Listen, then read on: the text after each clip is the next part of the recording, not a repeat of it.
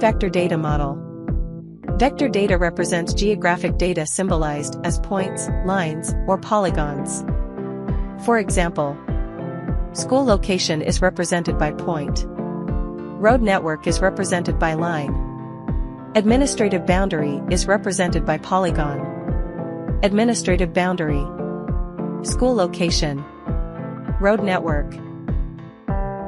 3. Raster data model. Raster data represents geographic data as a matrix of cells organized into rows and columns, or a grid, where each cell contains a value representing information, such as elevation. Elevation raster data model.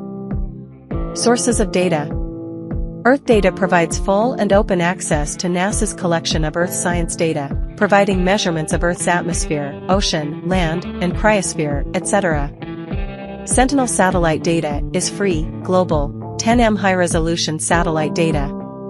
USGS Earth Explorer is an online search, browse display, metadata export, and data download for Earth science data such as Landsat, land cover, and digital elevation models, such as ASTER and SRTM.